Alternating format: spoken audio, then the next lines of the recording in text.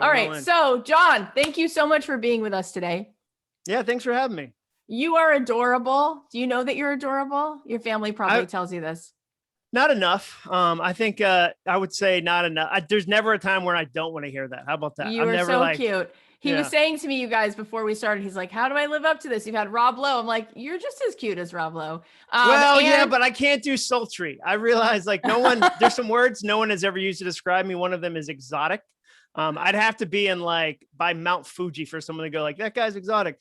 They've also never said sultry. Or funny, like mysterious. You're mysterious. No one's ever been like, there's something going on that he's not telling us. No, I'll tell you everything. I will tell you everything.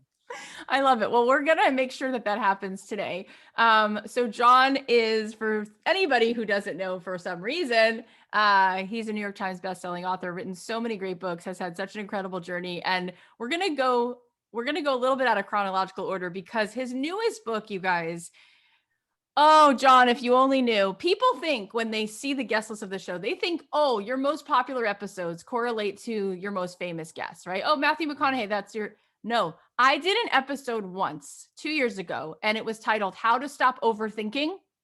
It's our most downloaded episode. And here you come today. Look at you. Yeah. Writing a book about overthinking. Yes. So that's great to hear. So I want to start there just because, like, let's give the people what they want. And then we can kind of go back a little bit into your journey. So you wrote this book called Soundtracks, and it's coming out very, very soon. Oh, actually, it's just came out. It's already out. Came out last week.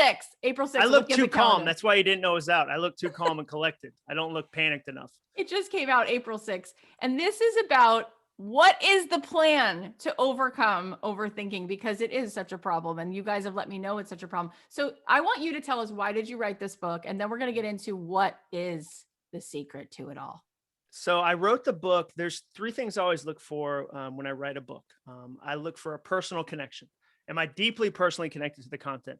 If you're starting a podcast, you're starting a side business, whatever you're starting and launching out into the world, I think you have to have a personal passion, a personal connection.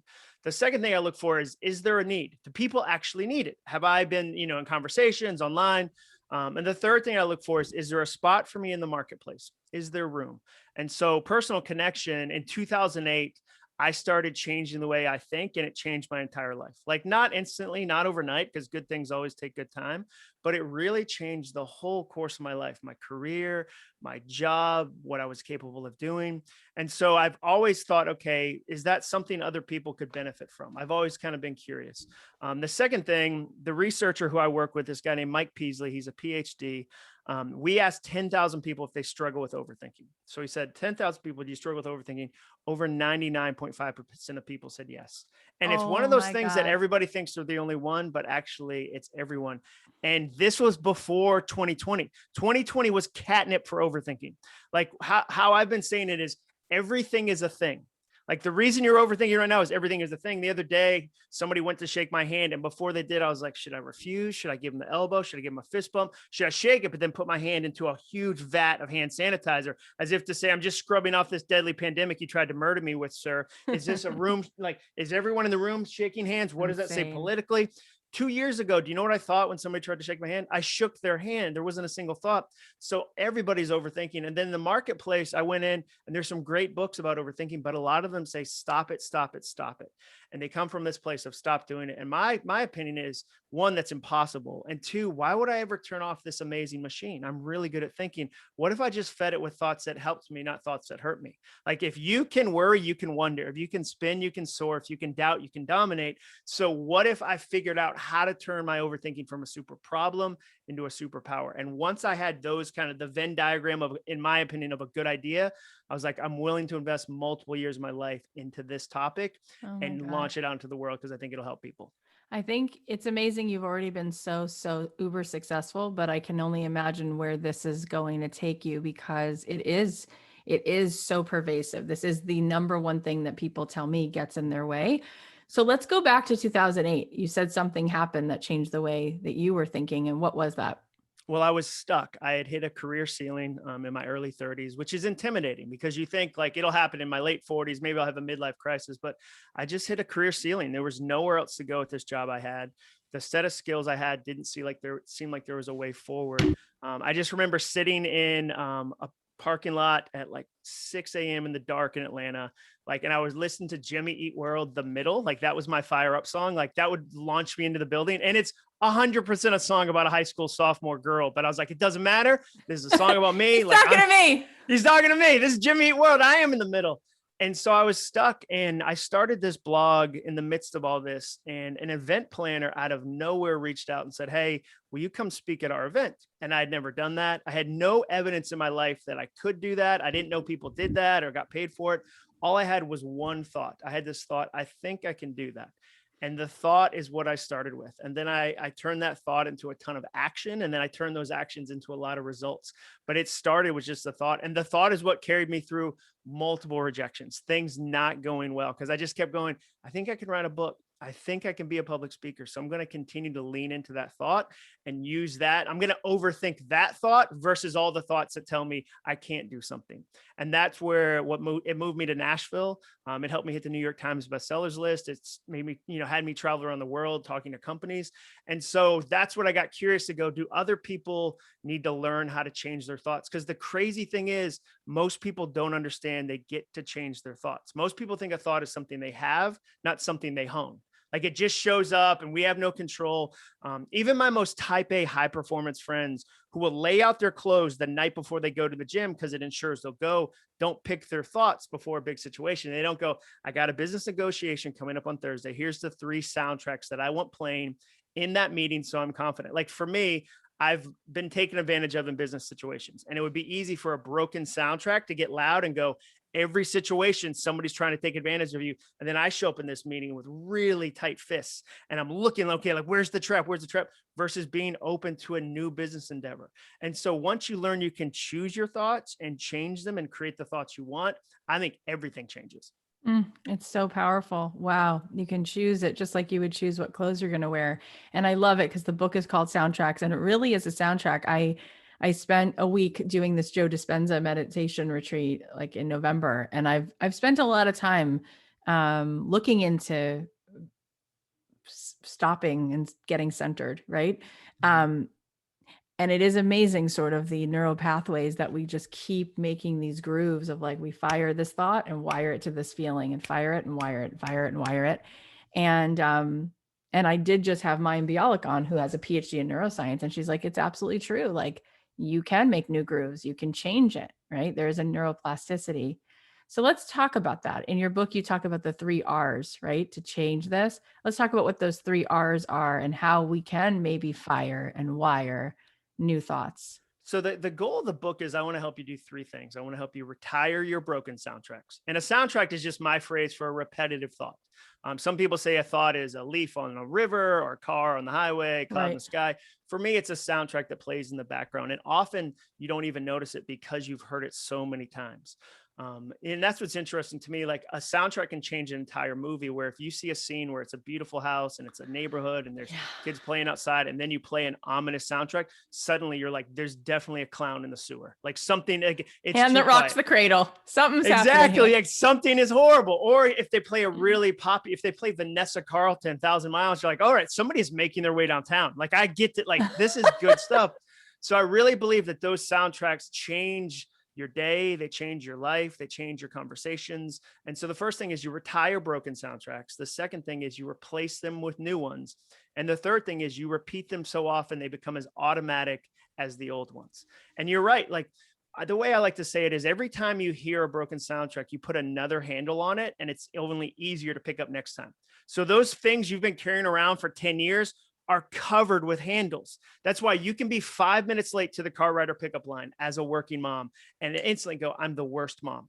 And it erases all the good stuff that happened that day. It erases that you got your kids out the house, you worked a full-time job, you did all these amazing things, and immediately you're 2 minutes late and you go, I'm the worst mom. It's because you've heard that soundtrack 1,000 times and it's so easy for it to automatically play. So my goal is I want to help you retire them, replace them, and repeat them. And the goal of the book is I like to take complex subjects and then make them really sticky with really simple ideas that you can actually use on a Thursday, that you can actually say. So if I was one of your listeners right now, I'd be going, okay, well, how do I even find a broken soundtrack? Like, how do I even do that? And this is the easiest, fastest way. Write down a desire. Write down something you care about. I want to start a podcast. I want to ask somebody on a date. I got divorced after 20 years and there's a guy I've always wanted to go out with. I want to get a promotion. I want to do whatever. Write down a desire and then listen for your first reaction. Mm. What's the first thought you hear? Because every reaction is an education. Like that's one of the soundtracks I teach people. Every reaction is an education. Okay, what did you just hear? And if it's not helpful to you, if it's not pushing you forward, it might be pulling you back, which is a broken soundtrack. Mm.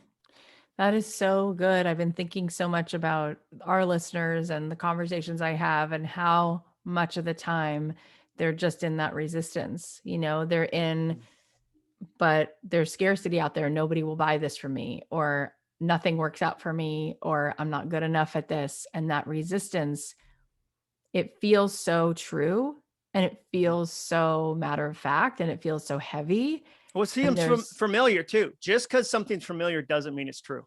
Like we think that because we've heard it 1,000 times, it must be true. One of the things I say in the book is one of the worst things you can do is believe everything you think is true. And so like when you go through the book, I think a lot of people's first reaction is, oh my gosh, I had no idea how many broken soundtracks I was listening to. Like I had no idea how many were on repeat. And I think it's really easy to get there. I think it's really common. And it's all, the book's already been out only a week, but the changes I'm seeing from people are amazing. Like I just feel this is one of those books where I don't feel like I forced it. It felt more like I received it. Like I get to be part of this book and I get to sit here and go, oh my gosh, like look what's happening. And just like your podcast, I guarantee one of the most joyful things is that you get to have a front row seat to life change. Like you get to have a front row seat to light bulb moments. And that's amazing. Like that's it's amazing. And awesome. that's what It happens when is. people plug into it. It totally is. I think that we're all seeking whatever you want to call it. I mean, I say it's God. Some people say it's goodness or love or compassion. We all want the presence of that goodness of God in our life. And the best way to feel that is to give to other people, right? To make somebody else's day better. And when you get to do that, which that's what you're referring to, it feels so good. And that is the thing that I think everyone listening wants to be able to do, is to contribute, to feel a sense of purpose. And these thoughts get in the way. And the biggest thing that comes is, I don't feel like I'm enough. I'm not worthy to do this mission. I'm a fraud, this imposter syndrome. So let's say, Jon, you've identified that that's the soundtrack. Let's jump into imposter syndrome. Let's jump right into that one. I'll give you a brand new soundtrack for that. And it's just one word. So like, that's the other thing. I'm not going to give you 1,000 words. The worst thing you can give an overthinker is an 800-pound book. Like nobody, like that's like throwing water on a drowning person. So a woman the other day said to me, Jon, how do I get over imposter syndrome? And I thought that's a really good question. And I think we all struggle with it, whether it's, I'm not a good mom, I'm not a real executive, I'm not a leader. They want me to take this role, Right. but I'm not equipped for it. I'm not a real writer, real runner. And so I said, well, I think the broken soundtrack in that phrase is the word over, because over is a word of perfectionism. Over indicates I climbed over a wall and I'm done with this thing. I've put it behind my life forever.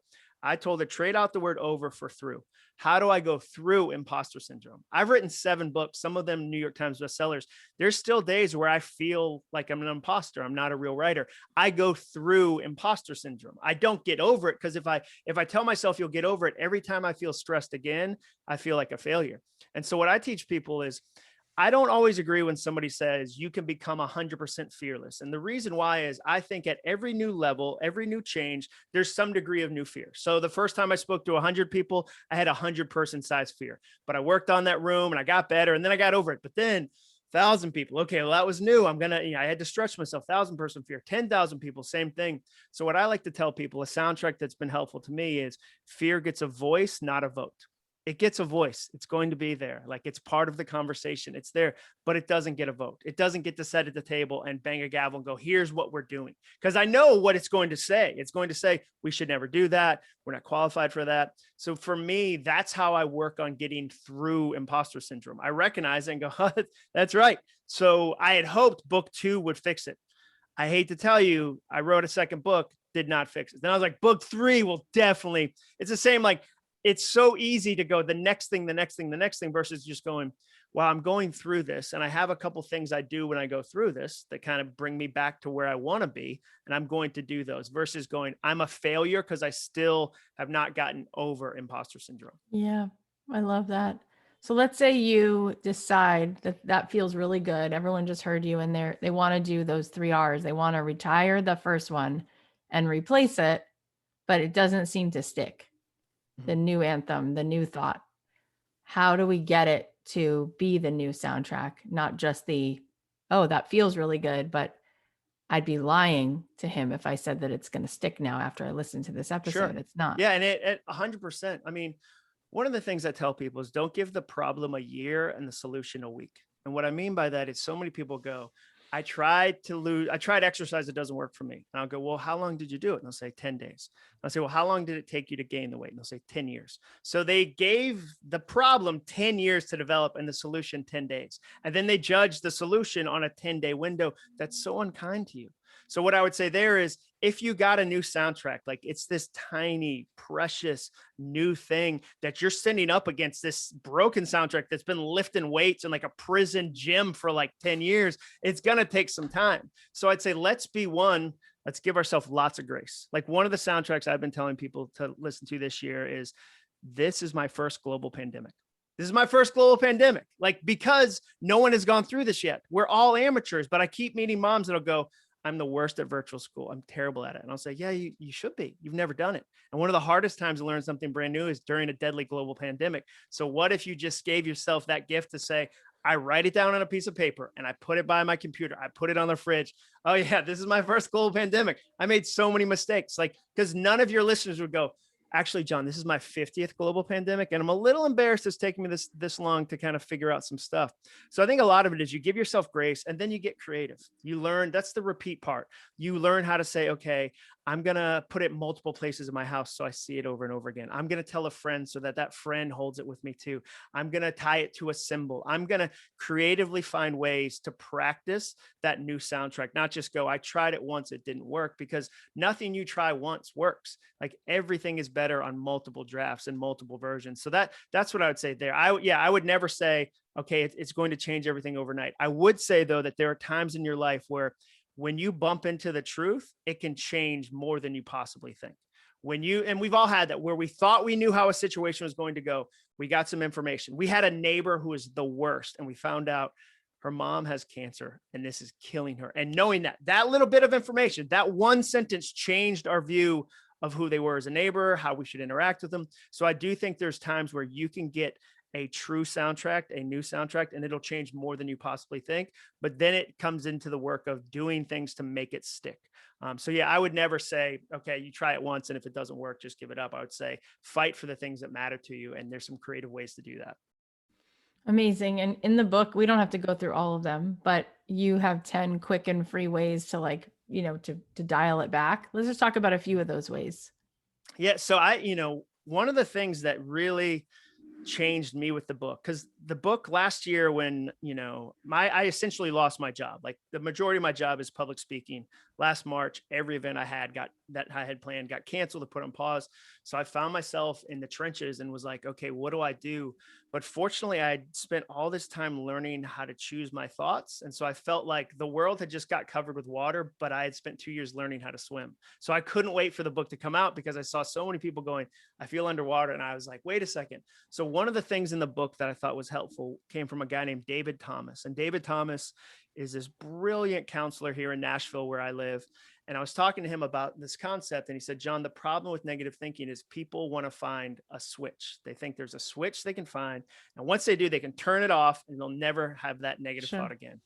And he said, but the problem is you jump from switch to switch to switch. So you try the new thing and for 2 weeks, yoga is really satisfying, but then life gets messy and life gets real. And you go, oh, well, yoga didn't work. Let me find another one. He said, it's better to think of it as a dial. Life gets loud, your dial gets turned up, and then you get to go, oh, I see that it's at a 9. What are the handful of things that I can use to turn it down?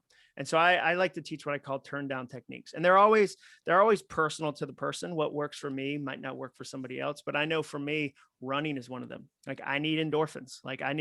And sometimes I forget that. And if I go for a week or two without it, my wife will go, I feel like you should maybe go run. And that's her way of being like, you're kind of a huge jerk right now. So that would, so I encourage people to go, okay, what are my turn down techniques? And how do I have a list of them so that when life gets loud, so when something unexpected happens, I know how to turn it back down. And I know it's going to happen. That's, I've got 2 teenage daughters. Like, there's unexpected challenges being a parent, and I can't perfectly manicure my life in a way that'll prevent those from happening. What I can do is say, okay, when they do happen and the dial gets up, how do I turn them back down? Yeah, that makes a lot of sense. I think one of the things that's interesting, one of the questions that's hardest for people to answer, where a lot of overthinking comes in, is what do I want? Oh, it's a terrifying question. That is one of the scariest questions you can ask people. You think it's going to be this free, like, brainstorm session. No, it's terrifying, because a lot of times they didn't even know they have the permission to ask that. Like, just even, and they'll tell you something they think they should want. I was just writing about this the other day. One of the saddest experiences for me is I used to go speak at a lot of colleges, and I'd have juniors and seniors come up to the table about to graduate, about to go to law school, and they'd kind of whisper and be like, I don't want to go to law school. Like, I've never wanted to go to law school, but my mom said I'd be a good lawyer, and Oh she never man. did it. And so I've chased her dream instead of mine. What do I do? And like, I'd rather them say it there. Where I really don't like it is when they're in an industry that they took $250,000 to go into, and they hate what they're doing. And the only way to get out of that is to stay doing that. So I'd much rather them wrestle. But yeah, I think that all of us have a hard time with that question, especially, I always joke that, like, there's no such thing as dad guilt. Like, it's barely a phrase in our country. Like, it's not even a phrase, dad shame. I've never met another dude that's like, man, I just spent all day on Instagram comparing my fatherhood to other fathers, and I feel emotionally low. Like, whereas the moms, like, I think one of the hardest things right now is you can compare easier than it's ever been. Like, I think we Oh forget yeah. social media is new. We're toddlers. We're all toddlers. Like, my mom in the 1980s couldn't compare her motherhood to any other moms except the 5 that lived in our cul-de-sac, because Libby Acuff in Hudson, Massachusetts didn't have access to a mom in Seattle, Washington, didn't have access to a mom in Houston, Texas. She couldn't see that. Now in 30 seconds, you can go online and have access to every amazing mom. And the phrase I use sometimes is, we've always had the grass is greener on the other side of the fence. Just now we have access to 10 million backyards.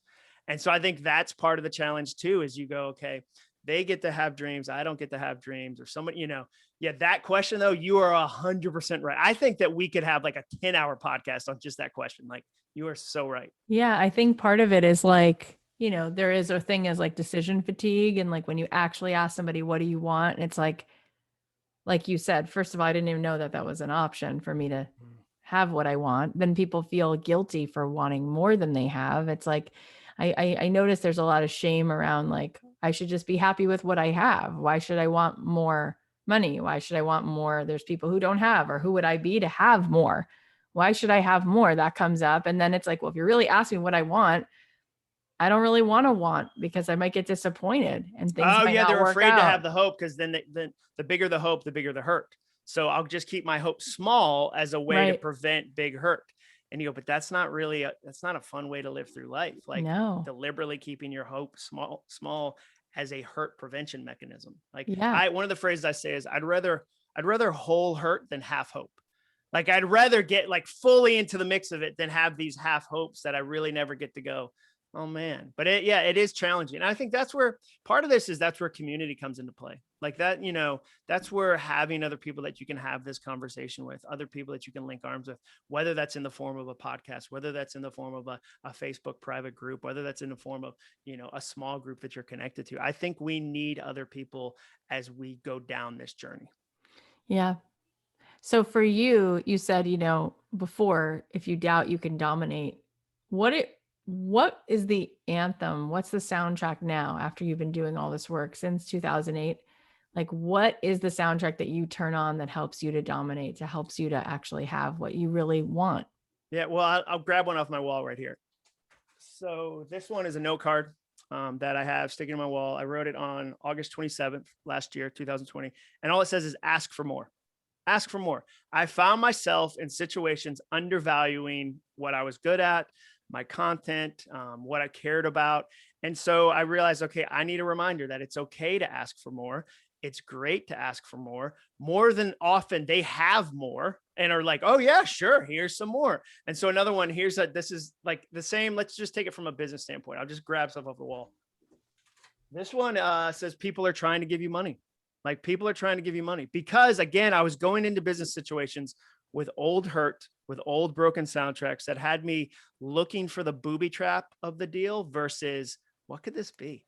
Like, what could this be? Another one that's been important to me is curiosity beats criticism. Curiosity beats criticism. And that one came from, I was in a situation with a friend of mine named Jeremy Cowart. He's a photographer, super successful. And one night we were on an airplane, we were flying to Portland to do an event together.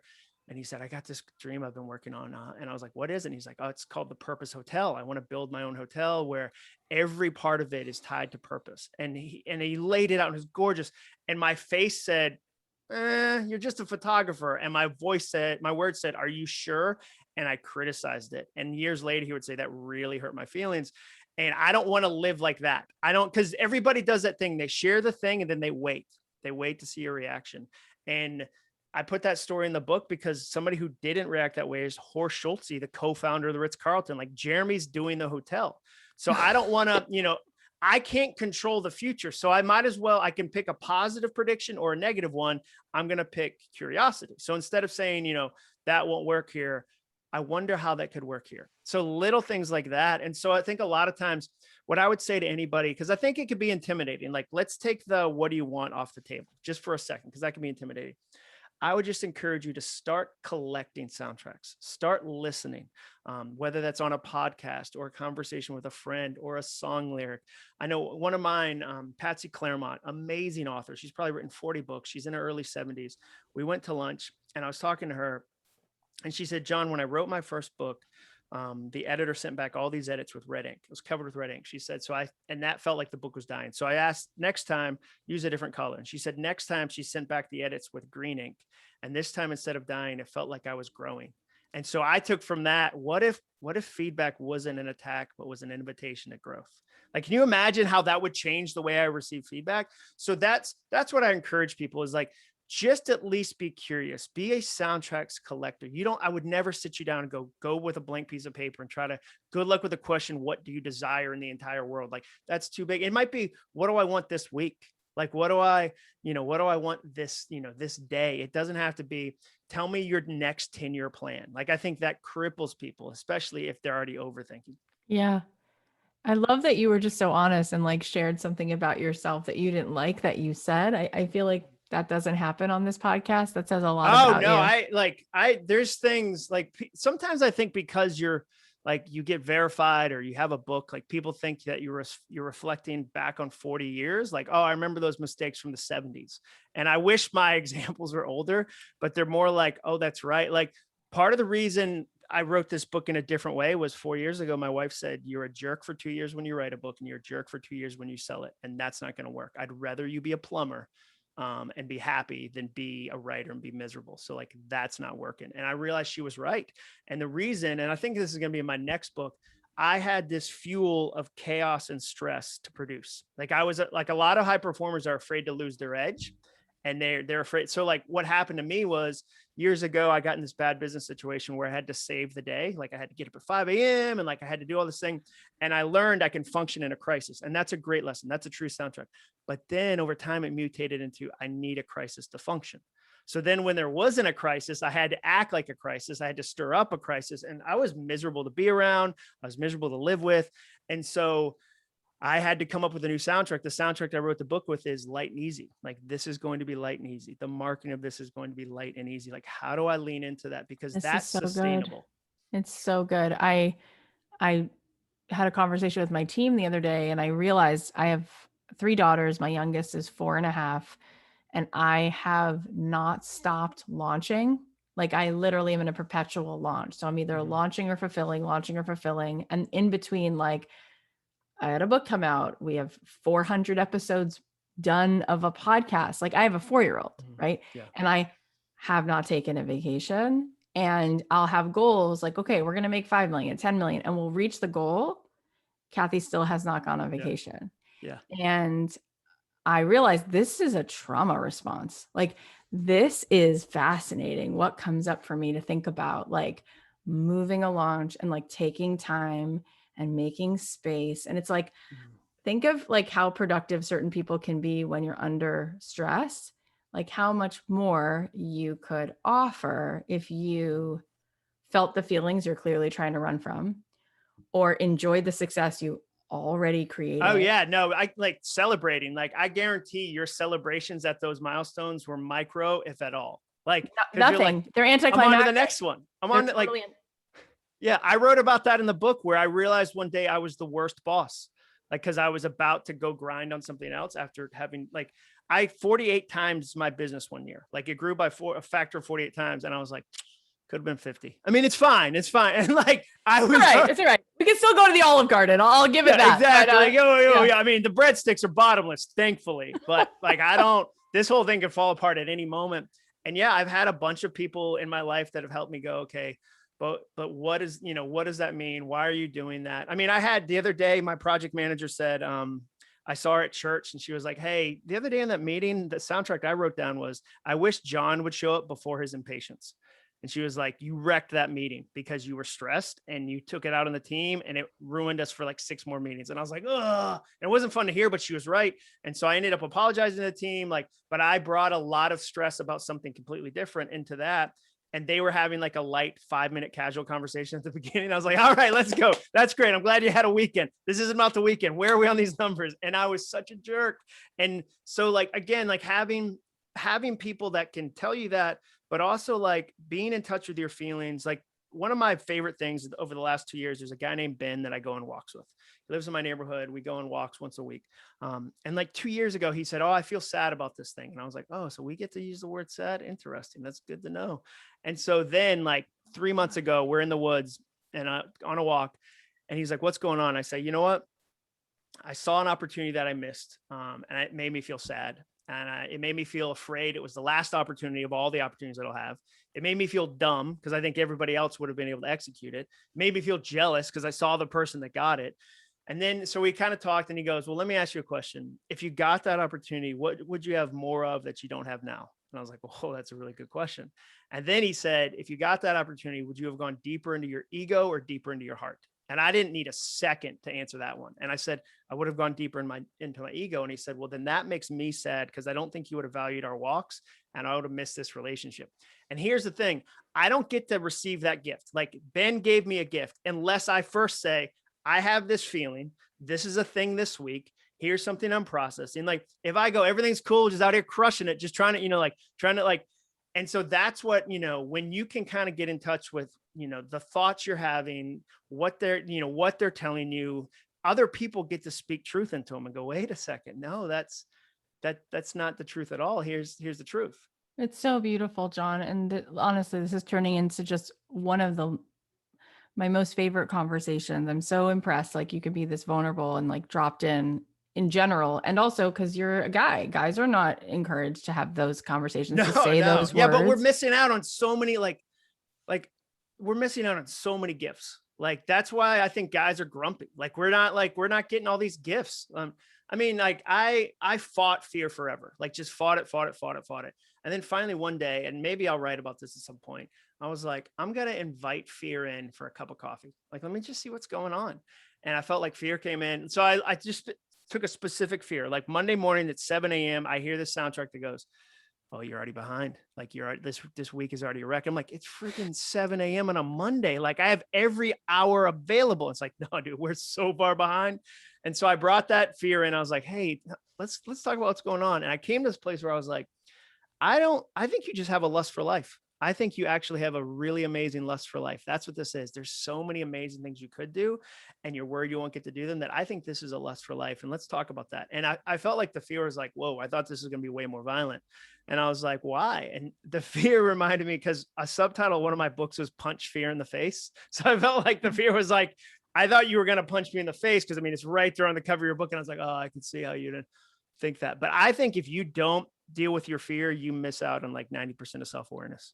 Like if you think you just like, you can't be like when you don't deal with fear, you lose a really valuable education. Yes. And this is why this is so good, connected to this conversation about your new book, because very often people think that in order to replace the new soundtrack or crush the goals or whatever they need to do, they're just going to do that part without noticing, like, if there's a feeling that needs to come up and be processed, like that will help you let go of the soundtrack. Like if you can 100%. investigate it, look at it. Like my husband's mom just passed away. So it was sad. And we're from LA, but during the pandemic, we moved to South Florida because I thought if I moved to South Florida, and I had palm trees around me, I would cool it and work less. No, Yeah, I've sure. worked 3 times as hard. So I notice now wherever I It's go. not the access to the trees that did it. That wasn't what, Yeah, I didn't do it. It's still my own, whatever, my own thing that's happening here. But when he found out his mom was dying of cancer, he went back to LA. And when he went back to LA, I was running the business, home with my 3 girls, and they're homeschooled. And I started to feel all my feelings. And I couldn't make it about him because he wasn't even here. And normally I could just be like, oh, you're the reason I'm stressed. You can be the substitute for me feeling my feelings. Instead, I was waking up with a cup of coffee before the kids would wake up, sit outside by the water, and just cry my eyes out. And I didn't like it because I'm so positive and I'm such a doer and I'm such an achiever. And it was like a train hit me in the face and was like, you're going to sit down and you're going to feel this. And he was gone 10 weeks. And for 10 weeks, I could not be mad at him. His mom was dying and he needed to be there. And I had to sit and go, ooh, this was a gift, Kath. This was a gift. And he came back and, we went through the funeral and all that other stuff. And then I had processed a lot of it. So a lot of those tears have gone away, and I know that might happen again at some point in my life. But I look back, Jon, and I'm like, those days that I rolled out the welcome mat and said, whatever is here, you are welcome here. And I felt this kid inside of me who was like, I feel abandoned. And I was like, ooh, where have you been? Why does that mean? Show up? What's that about? And I felt this like never enough girl. And this like so much. But of course, like I come from a lot of abuse that was going on in my childhood. My parents then got divorced. My mom was like, whatever. We all have like the baggage and the story. Sure. But we skip over the feelings and then they turn into overthinking. They turn into obsessive thoughts. Because they go somewhere. They don't disappear. They definitely go somewhere. Yeah, they definitely go somewhere. So it makes sense to me now that we're talking about it from all different angles, that not only have you replaced it with these beautiful Post-it notes and these mantras and all of that, but you've also been brave enough to listen for what's beneath these thoughts. I call it pulling the thread. Like you pull the thread. Like, okay, what's the thing behind the thing behind the thing? So if you tell me, an example I put in the book is if you're like, oh, that person's the worst, I'd go, well, we can't really do much with that. Let's pull the thread. And if you said, well, she got the promotion I wanted and she's not qualified, like we might pull that thread and realize you want to be braver.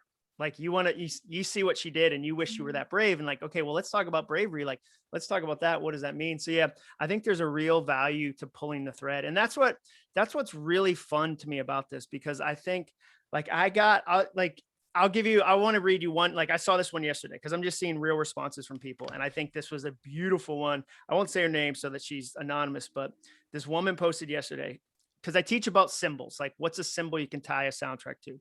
And she said, as I sit at my desk, I look at my son's football helmet from when he played at Texas A&M. I see it as a symbol of a new soundtrack. My broken soundtrack tells me being 5'11" and strong means I am too big.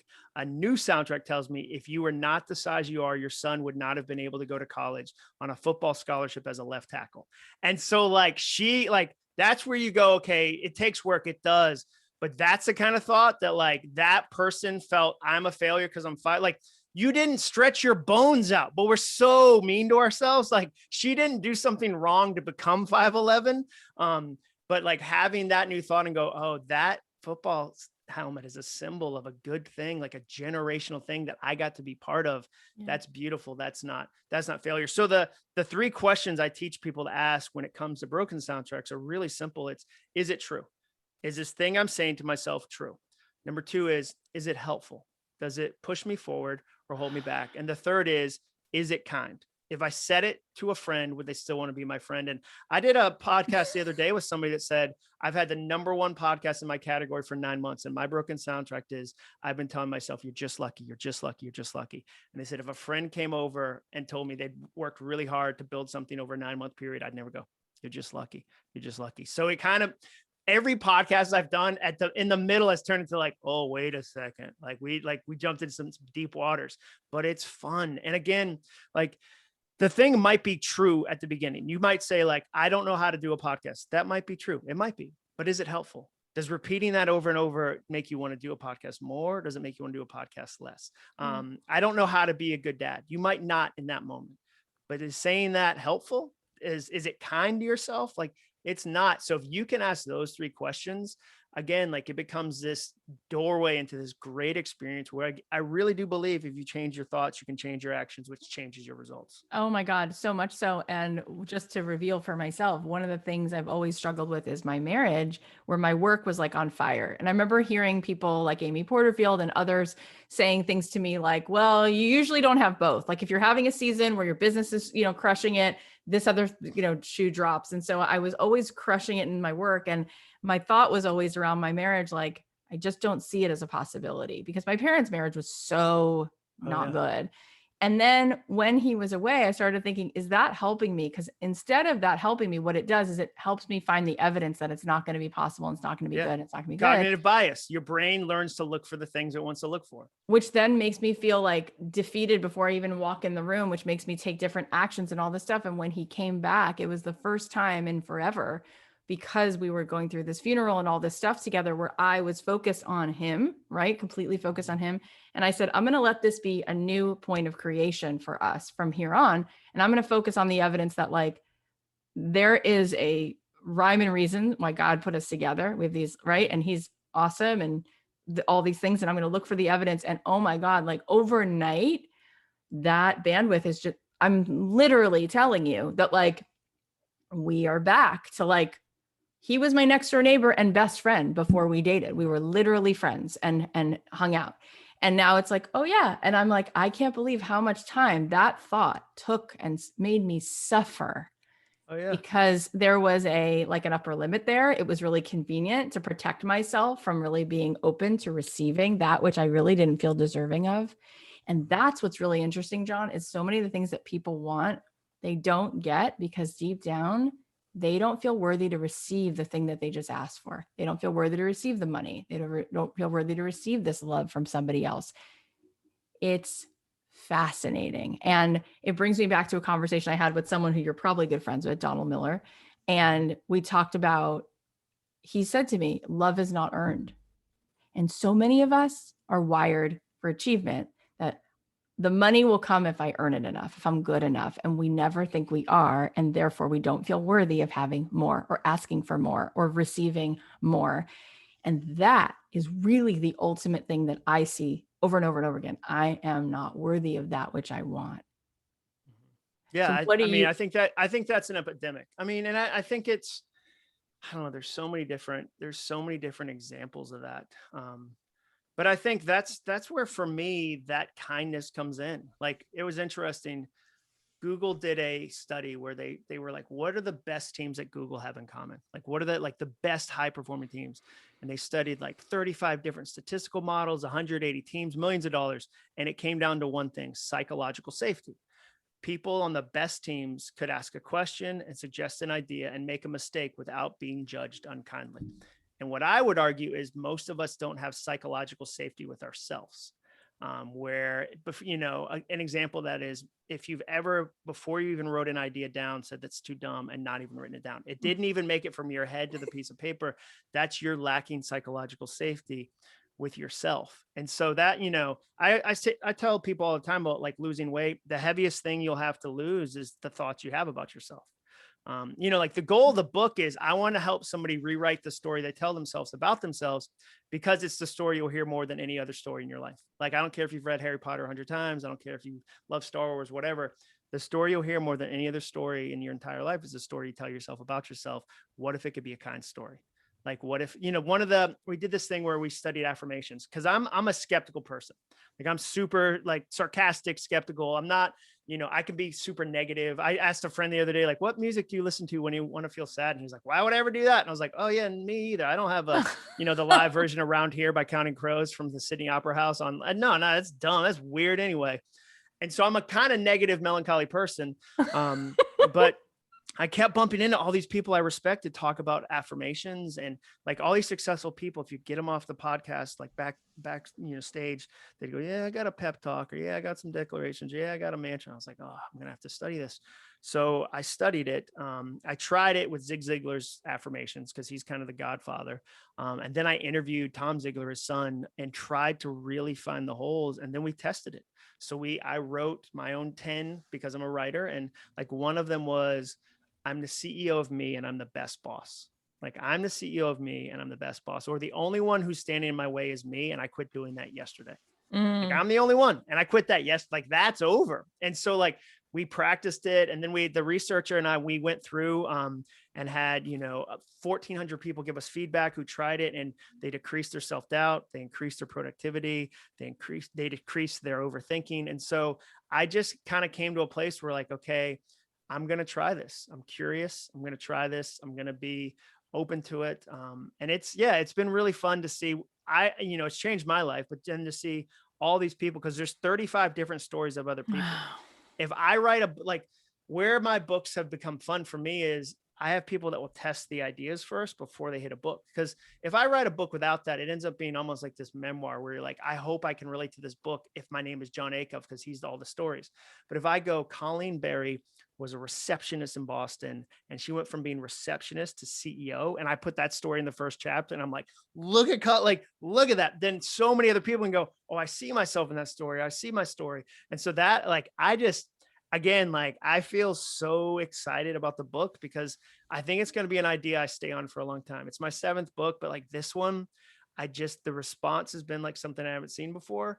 And I don't even mean that from a sales perspective. I just mean that from a like, people are going, wait a second, I get Impact. this. Like we had a dude the other day, we did a thing where he said, we created a graphic, old soundtrack versus new soundtrack.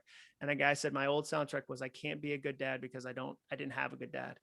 And then he wrote a new soundtrack. And like that guy's kids will be different. Like that's generational. 100%. Like, come on, like that. I mean, as an author, you're like, what? And I got to see like to be a tiny part of that. That's fun.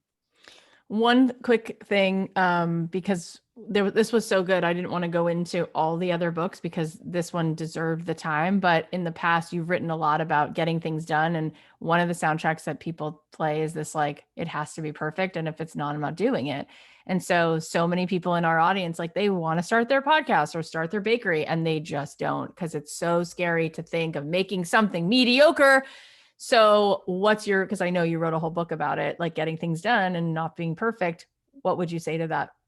Well, one of them is that 80% perfect and shared with the world changes more lives than 100% perfect and stuck in your laptop. So like, I think you got to give yourself the gift of the B-.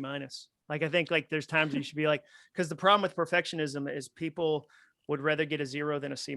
They'll go, right, I was going to run 3 miles today, but I only have time for 2. So I'm going to do 0. And you go, well, 2 is way more than 0. And so for me, like I'm actually doing a challenge about perfectionism, this online challenge, because I'm kind of going through and going, okay, what's a big soundtrack? Wow, perfectionism is like, okay, how do I help people with that? Like, what does that look like? And I talk about it a lot. I have a podcast. Like I was the same way. I had a podcast for 8 episodes. I was like, it's not perfect. I don't like it. And so I quit. And then I started a new one where I was like, no, it's going to be messy. Like one of mine is that I tell people is momentum is messy. Momentum is messy. It's always messy. So don't look at what you're doing and go, oh, it's not perfect. Like for me, the other thing is like the 3rd draft is always better. I'm afraid of the 1st draft. Or like, I have 55 soundtracks that I've written down right on my wall that like, as I hear them, as I collect them, like Brad Montague, who you should totally interview if you haven't. He's been here. He's adorable. Yeah. I asked him, I was like, okay, let's talk perfectionism. You had a really successful thing that you did called Kid President, and like Beyonce, you met Beyonce, like you met Obama. Like, how do you create the next thing? Because it's a question I love to ask people who have been successful once. Because in Nashville, one of the broken soundtracks here is songwriters will tell you the best and worst day of your life is the day you hit number 1 with a song, because then you have to repeat it. And that's a really toxic, broken soundtrack. Yeah. And I asked Brad that, and I was like, how do you create the next thing? And he said, for me, the question is, am I creating from love or for love? From love is I create something because it's in me. I got to get it out there. It's from love. For love is I expect a response from the audience to tell me I'm valuable enough. And he's like, that's when and dude, from love versus for love, like that's one of the, like, you could 100% put that on Post-it note and remind yourself of that. So that's what I'd say to perfectionists. You're not alone. You're 100% not alone. I'm a perfectionist. Anytime I get something launched into the world, it's because I've wrestled down perfectionism for that day. Yeah. So it's something I deal with every day of my life. And it's something that I'm learning. I've learned a bunch of techniques, a bunch of little tools. Another one I'd say is like, if you want a practical thing, time box yourself. So don't give yourself an hour and a half to work on it, give yourself 30 minutes. Like if you have to review something, give yourself 15 minutes. Like, because perfectionism will get really, really loud. And then I'll give writers one, because I love writers. I don't believe in writer's block. I believe in idea bankruptcy. And what I mean by that is never go to the blank piece of paper by yourself. Always show up with ideas. So collect ideas, bring ideas there. Perfectionism gets loud. Like you bring out a blank piece of paper, that is perfectionism's jam. Like perfectionism would be like, that first sentence better be amazing. Oh, It yeah. better be the best sentence. Like whatever you're writing, whatever you're creating. So I always say, like, be full of ideas and bring a lot of ideas. Show up with friends to a blank piece of paper. I love it. Where can we find the 5-day challenge, and where can we find the podcast? Yeah. So acuff.me is where is my website. So I'll be putting that all over the challenge. And the podcast is called All It Takes Is a Goal. I love goals. I'm a goal nerd. Obviously, I talked about goals a lot today. I just think finishing a goal feels amazing. I want people to have that feeling. And like, that's why restaurants frame their first dollar bill. It's not the amount of money. It's like they actually did it. The thing they did is out in the world. So that's what the podcast about. And then I'm just Jon Acuff on Instagram, Jon Acuff on Twitter, Jon, no H. But yeah, I think it's acuff.me, and maybe /newsletter is the best way. But yeah, we're doing it in June, and we did it. We did an Overthinking one, and nearly 10,000 people signed up for it. And it was free, and it was 5 days, and it was so fun. And So good. like one of the things that came up, this will be the last soundtrack. I know I'm like fire hosing.